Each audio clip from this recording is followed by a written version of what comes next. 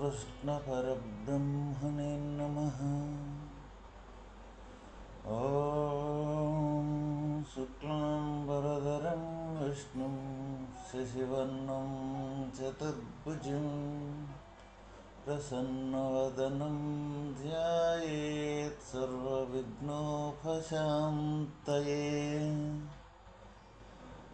శ్రీ భగవద్గీత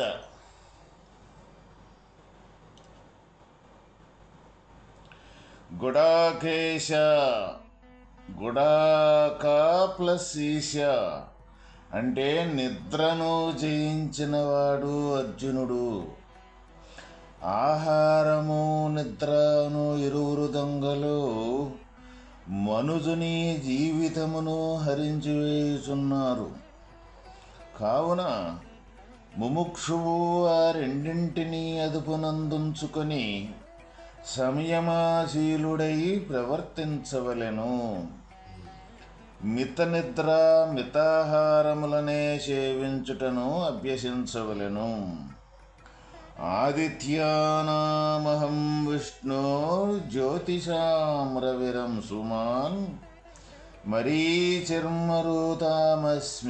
నక్షత్రానామహం శశి. నేను ఆదిత్యులలో విష్ణువను వాడను. ప్రకాశింపజేయువానిలో కిరణములు గల సూర్యుడును. మరత్తులను దేవతలలో మరీచియను వాడను. నక్షత్రములలో చంద్రుడను అయ్యున్నాను. ఇక్కడ భగవానుడు యొక్క విభూతులను మనకు తెలియజేసేదానికి సంబంధించిన కొన్ని అయితే మనకు ఈ ప్రపంచంలో అతి ముఖ్యమై ఉన్నాయో వాటిలో కొన్నింటి పేర్లను మనకి ఇక్కడ అర్జునుడు నెపమున మనకే కూడా తెలియజేయటం జరుగుతూ ఉన్నది. నేను ఆదిత్యులలో విష్ణువను వాడను అంటే ఆదిత్యులందరిలో విష్ణువును ఆదిత్యుని యందు తక్కిన వారి కంటే నేను విశేషముగా అభివ్యక్తమగుచుందును. అంటే అన్నింటికంటే దేవతలందరికంటే కూడా మిగుల యొక్క స్వరూపము విష్ణు యొక్క స్వరూపము అని. ఆ విష్ణువను వాడను నేను అంటే ఈ ప్రకాశం అన్ని ప్రకాశాలకి మూలమైన ప్రకాశము సూర్యుడు. అందువల్ల ఈ సూర్యుడు అందరికంటే ప్రకాశింపజేయవానిలో అందరికంటే ఈ కిరణముల గల సూర్యుడు నేను. ఈ మరత్తులలోని దేవతలలో మరీచి అని వాడును.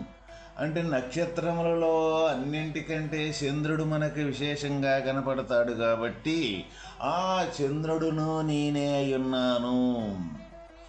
అయితే ఈ విధంగా ఈ భగవంతుని యొక్క విభూతులు ఒక్కొక్కటి అని మనకి ఎందుకు తెలియజేస్తున్నారు అంటే ఏదైతే అన్నింటికంటే పెద్దది అయ్యి ఉన్నదో ఏదంటే అన్నింటికంట చిన్నది అయ్యున్నదో ఈ చిన్నదాన్ని లేక పెద్దదాన్ని రెండింటినీ వర్ణించినప్పుడు ఈ మధ్యలో ఉన్న విభాగం మొత్తం కూడా మనకి లెక్కకు వచ్చినట్లే అవుతూ ఉంటుంది అన్నమాట.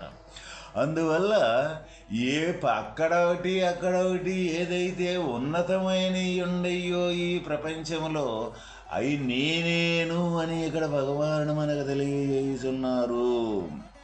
వేదానాం సామవేదోస్మి దేవానామస్మి వాసవః ఇంద్రియాణం మనశ్చాస్మి భూతానామస్మి చేతన. నేను వేదములలో సామవేదమును, దేవతలలో ఇంద్రుడను, ఇంద్రియములలో మనస్సును, ప్రాణులలో చైతన్యమును తెలివి అయ్యున్నాను.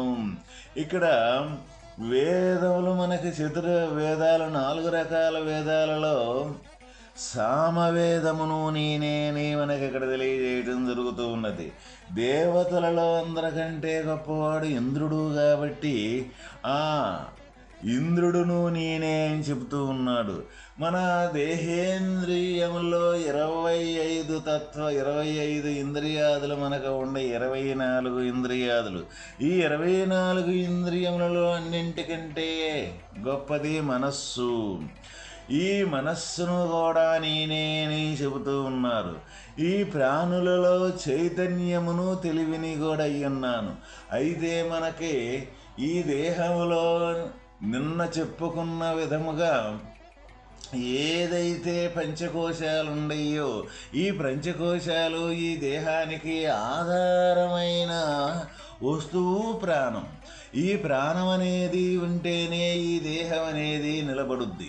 అందువల్ల ఈ ప్రాణం నిలబడేదానికి, ఈ దేహం ఉండేదానికి, ఈ మనస్సు కదిలేదానికి వాస్తవమైన చైతన్య స్వరూపమైన ఏ తెలివైతే ఉన్నదో ఆ తెలివే మూల కారణము.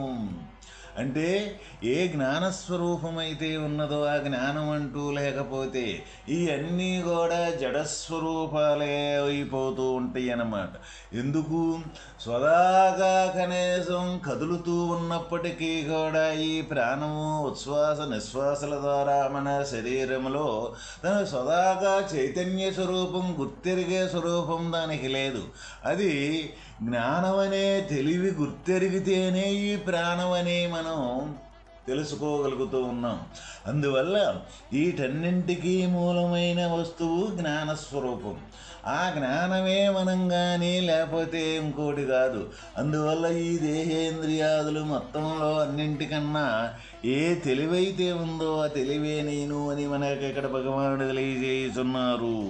రుద్రాణం శంకరచ్చాస్మి విత్తేశో యక్షరక్షసాం వసూనాం పావకచ్చాస్మి మేరు శిఖరినామహం.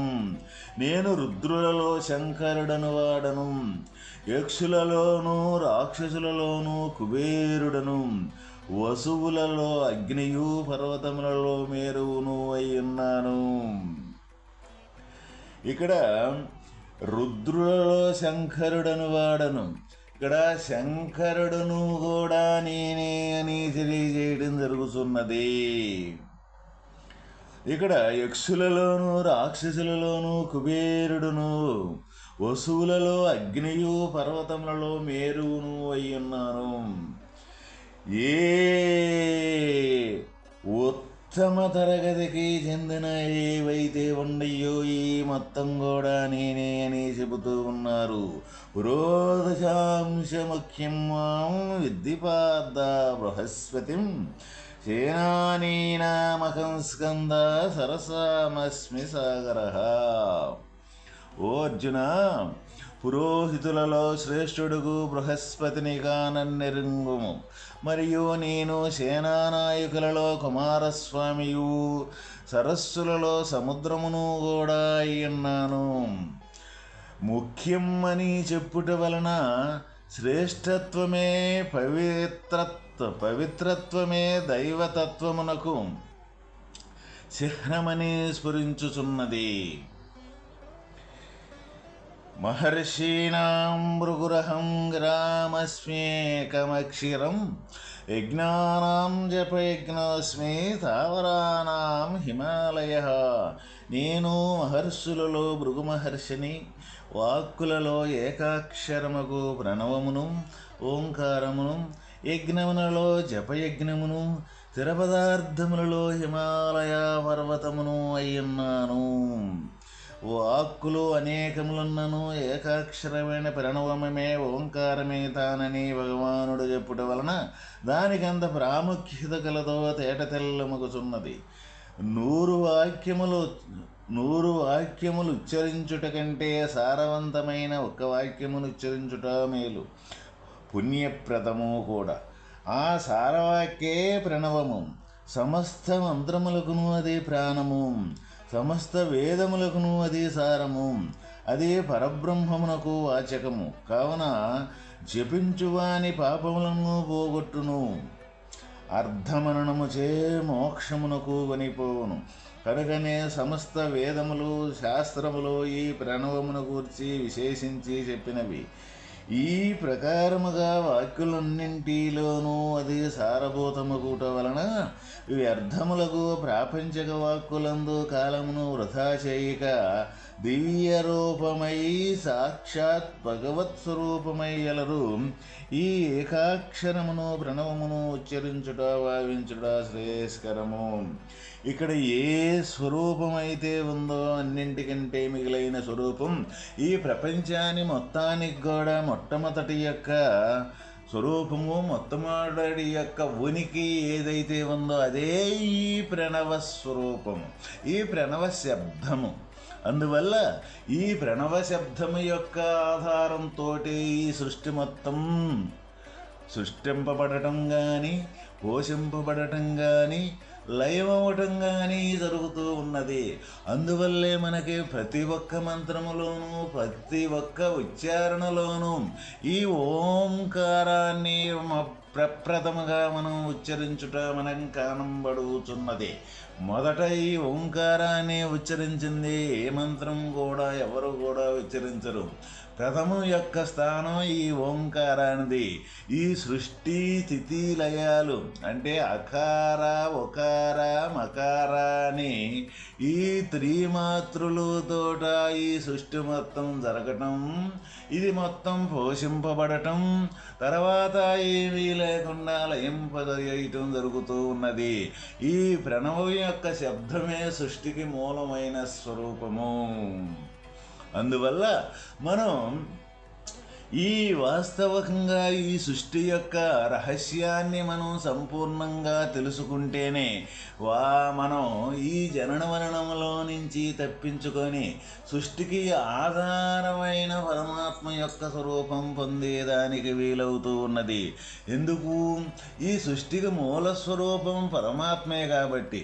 అందువల్ల మొట్టమొదట మన మీద మనం ప్రయోగం చేసుకొని మనం ఏ విధంగా ఈ సృష్టి అనేది, ఈ శరీరం అనేది తయారయ్యింది, ఈ శరీరం తయారైన తర్వాత ఈ శరీరంలో నుంచి కదిలే ప్రతి ఒక్క కదలిక కూడా ఏ స్వరూపం ఆధారమై ఉన్నది, ఆ ఆధారమైన స్వరూపం ఏంటిది అని మనం మొదట ఈ ఇంద్రియాదులు, దేహేంద్రియాదులు, ఈ దేహేంద్రియాదుల్లో కూడా అతి గొప్పది మనస్సు. ఈ మనస్సుకు కూడా ఆధారమైన స్వరూపం జ్ఞానం అంటే జీవస్థితి.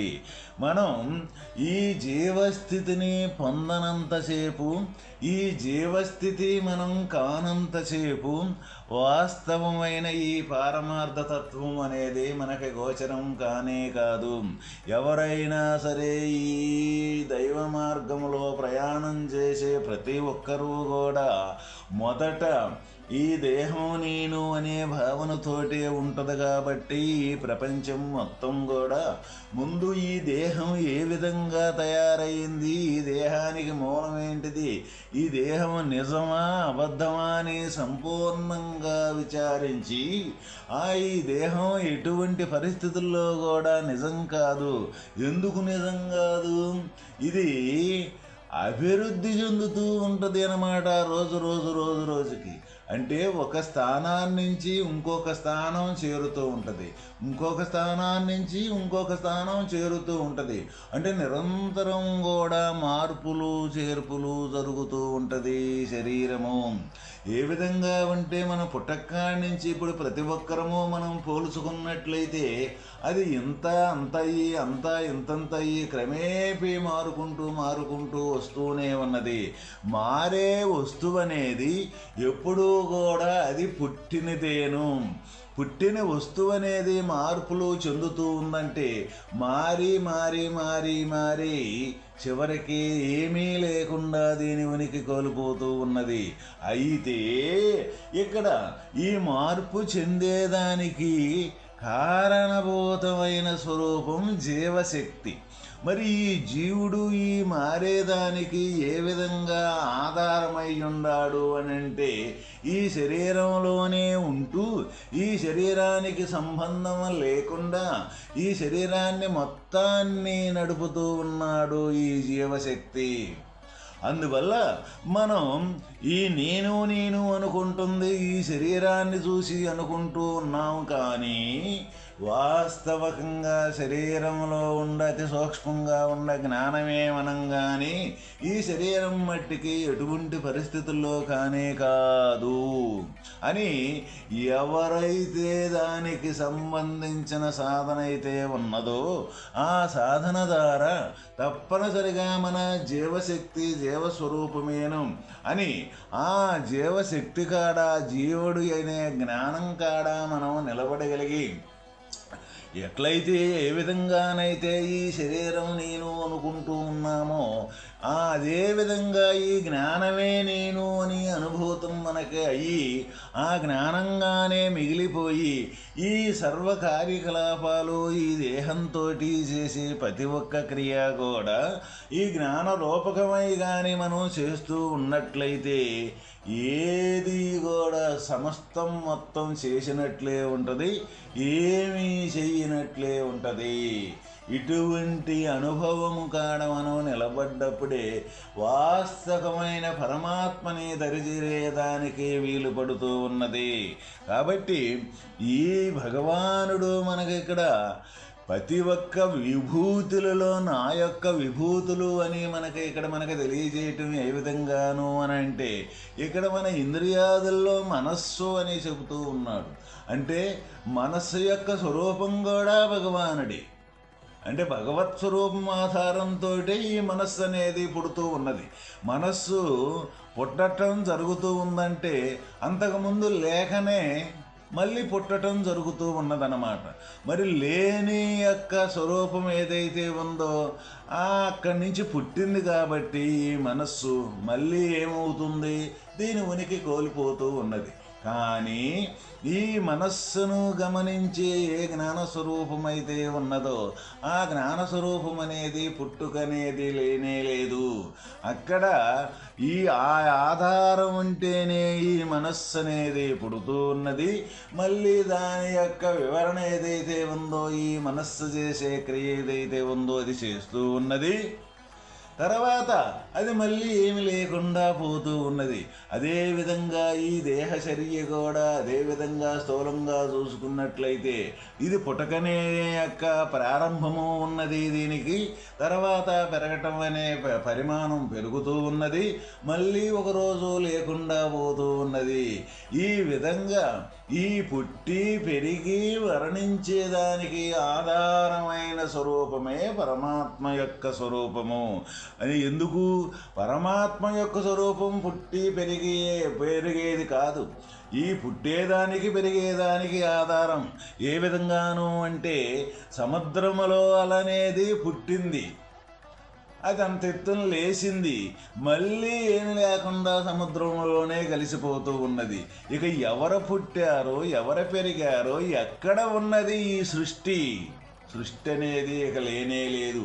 ఈ మనస్సు స్వరూపం కూడా భగవంతుడని మనకు చెప్పేటప్పుడు ఏ విధంగా అంటే ఈ సముద్రం వలె అల ఏంటిదంటే నీరే పైకి లేచింది, నీరే అలగా కనపడింది, నీరు మళ్ళీ దాంట్లోనే కలిసిపోయింది.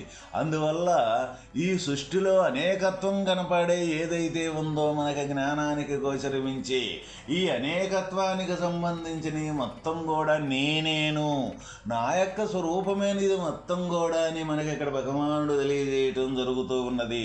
కాబట్టి ప్రతి ఒక్కరము ఎవరైతే ఈ భగవంతుని యొక్క మార్గంలో ప్రయాణం చేస్తూ ఉన్నామో ఈ చేసేవాళ్ళందరూ కూడా భగవంతుని యొక్క విభూతుల్ని భగవంతుని స్వరూపంగానే మనం చూడగలిగినప్పుడు వాస్తవమైన పరమాత్మకే తప్ప ఇక్కడ రెండోది ఏదీ లేదు అనే దృఢ నిశ్చయం మనకు తయారవుతూ ఉన్నది. కాబట్టి ప్రతి ఒక్కరూ కూడా అనుభూతి తప్పనిసరిగా కావాల్సింది అనుభవ విద్యే కానీ ఇది ఆచరణ విద్యే కానీ వాచా వేదాంతం మట్టి కానే కాదు.